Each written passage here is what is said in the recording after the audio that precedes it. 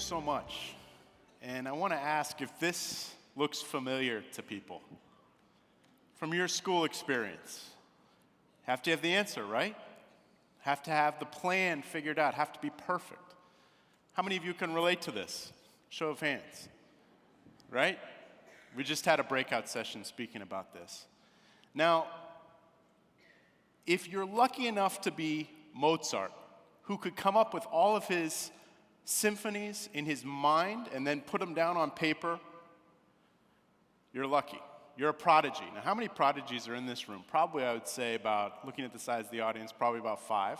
So the Mozarts in the room are lucky.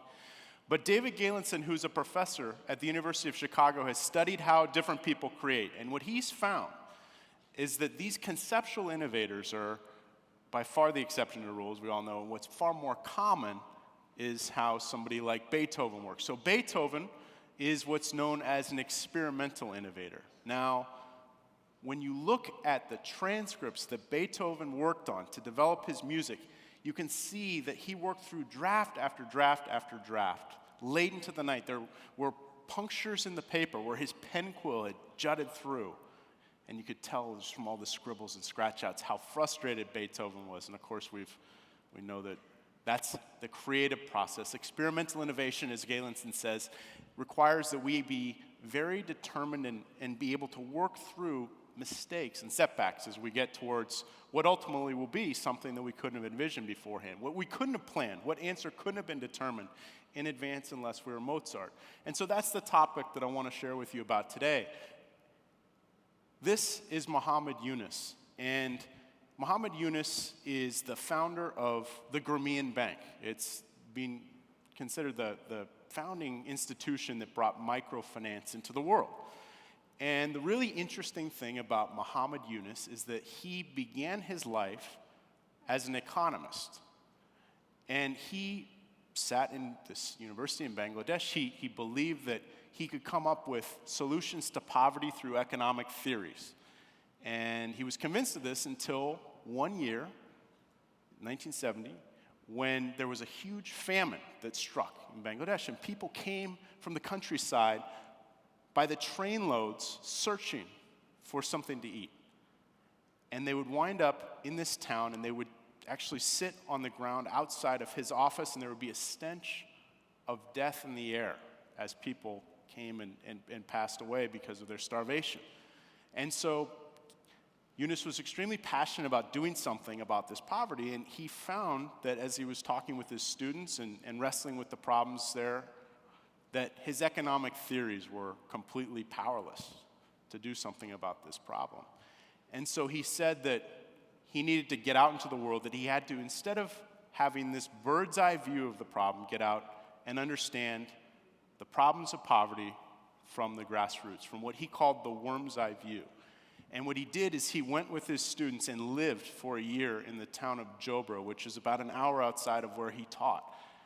And he spent every day trying different experiments to see what could be done to try to alleviate poverty, and talking with the people and immersing into their lives and developing an empathy for their needs. And he first thought that the key that he would focus on would be to understand why the crop yields were producing such poor returns. They would generate 15% of the yields that they should be able to produce for the land that was there if they were using better crop techniques. And no matter how hard Yunus tried, setback after setback, nothing was working.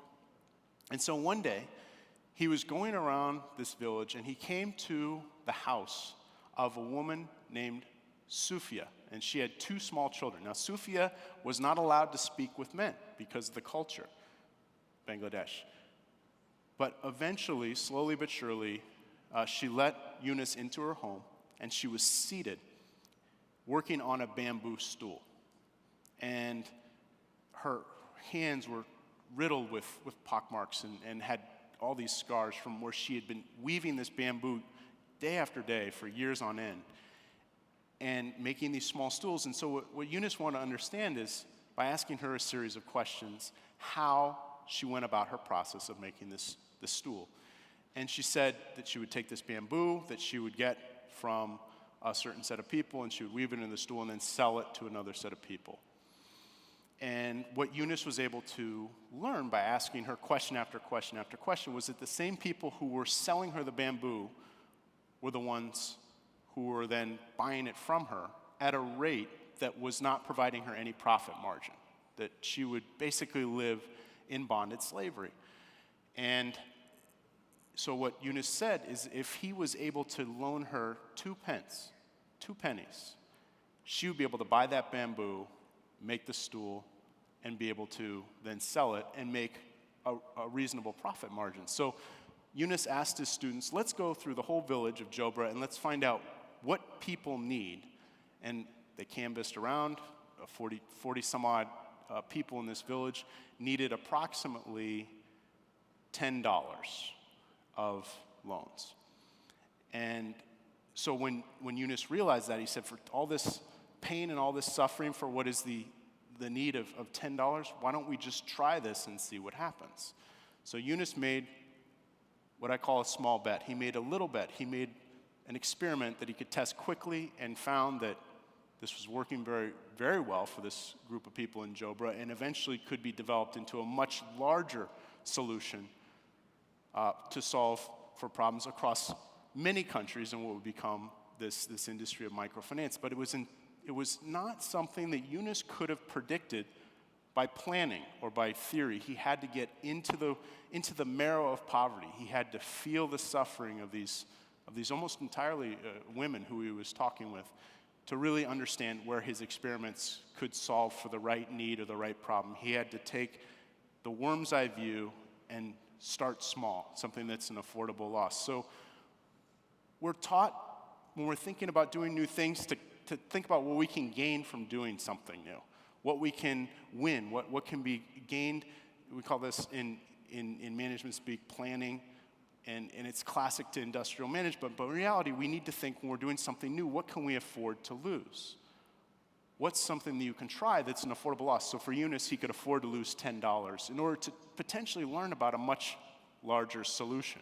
So once you've experimented a lot, as Eunice had, about when you're in the unknown and trying something new, you find these needs and problems, and then once you've found something that's a really clear-cut opportunity, as he did, then you start to move into what we're taught in school, which is how to think about planning. But we're not good at thinking about doing things in the unknown because we're told that we shouldn't fail when we're doing something new. We're told we shouldn't make mistakes, but that in reality is the only way you can work to be creative if you believe Galinson's research and the research of others. And so as they found at Hewlett-Packard, they would try 100 small bets before they would come up with 6 breakthroughs during their rise there. It was one of the fastest growing companies in the history of this country, 18% a year for 60 years. But they had this mentality of making these small bets. Now, Pixar, company that we have come to know as a film company, didn't actually begin as a film company. It began as a hardware company. And yet the founders of this company believed that they were going to make digital films someday.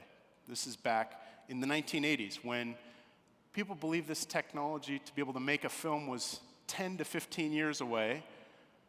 Ed Catmull went to work for this company when it was part of Lucasfilms. George Lucas was made Star Wars. He was a very successful filmmaker, and he was pioneering into graphics and into special effects, and he had a part of that company called Pixar, which made these digital machines to make animation. Now, one of the other really important things to think about when you're doing something new, especially if you take a big problem like we were talking earlier in our breakout session about how to address the problem of education in this country. Well, it's such a big problem that people feel overwhelmed. They feel helpless to try to do something about that, or global warming, or homelessness. I mean, how is one person supposed to make a difference in such a big problem? Well, Ed Catmull understood that this was a big problem that he was passionate about. He was hired by George Lucas to run this animation company, or this hardware company. But what he did is he took that big problem and made it into the smallest possible thing he could focus on. And so what could he do? Well, he could ask George Lucas for permission to make a very short film. It lasted a minute and 51 seconds. And they went to George Lucas and they said, we want to make this film so that we can show the value of our hardware.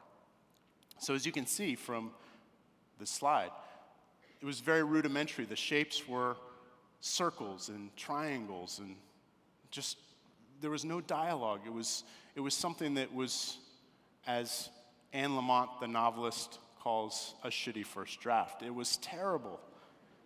It was awful, but that's where people have to begin. And as Ed Catmull himself will say today, he's still the founding president of Pixar, we have to go from suck to non-suck when we do something new.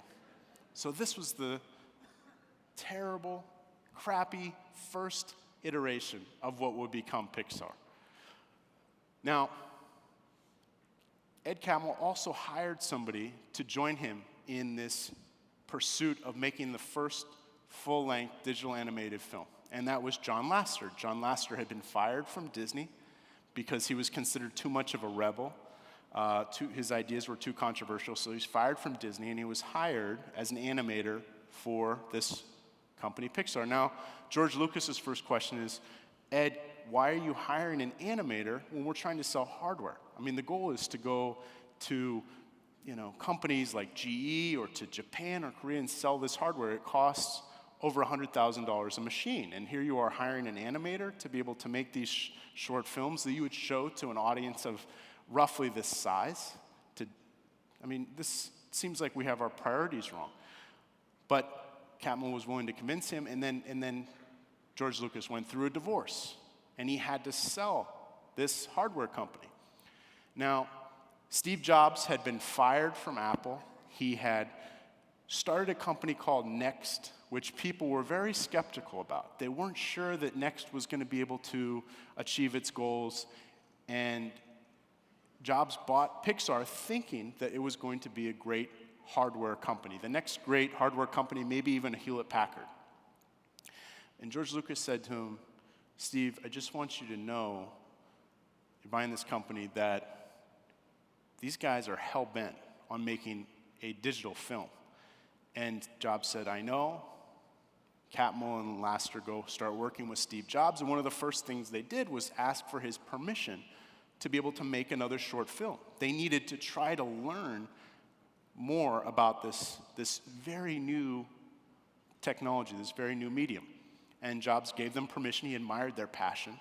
And their first film with Steve Jobs as the new head of Pixar, which he bought for $10 million, was this film called Luxo Jr., which was modeled after the lamp that sat on John Lasseter's desk. He looked at the lamp and he said, well, let's try to tell a story in just over 2 minutes about an adult lamp and a baby lamp. And all you would see is just the squeaking back and forth between these two lamps as the young lamp hops on a ball, pops it, and then looks up with a very sorrowful set of movements to the parent. Now, when they showed this short film to an audience of this size, people were in tears. They liked it so much. They thought these lamps were human. Steve Jobs is in the audience, and he's kind of blown away by the experience himself. Now, that gave Jobs the belief that we were on to something. It was a small win, but it was an important win. And of course, John Lasseter believed in this deeply. He slept on a cot underneath his desk as he was working on these films. This was their overriding passion. Now, the problem is, this hardware company was doing terribly, so they couldn't sell these machines anywhere. And eventually, they had to fire about 50 people. But it wasn't until around 97, 88 when that happened. In the meantime, they were going back to Jobs every year, and Catmull and Lasseter would pitch him on an idea for a short film to be showed at CETA, this industry event, and Jobs would each time reluctantly agree to do this as a small bet. It was an affordable loss for Jobs because this short film would basically cost John Lasseter's salary, which was just over $1,000 at the time. It was something he was willing to lose in order to potentially gain something, which was learning how to develop better graphics. They developed software, the technology for this new medium. They developed the ability to do storytelling. And all the while, Steve Jobs had invested upwards of $50 million in his own money. So by 1988, there's a question. Should we make this short film idea called Tin Toy? And John Lasseter and Ed Catmull get into the room. They are sweating. They don't believe that Jobs is going to improve this film because he's put $50 million of his own money into this company. He's lost it all. They've had to close down the hardware business. They've become now a software company. People in Silicon Valley are saying, is this Steve Jobs about to lose again when his other company Next is seen to be failing? And reluctantly, Steve Jobs agrees to allow Tin Toy to be made. A much more developed, as you can see just from this, much more developed graphics, hugely enhanced storytelling. It was the film that won the Academy Award that year for the short film category.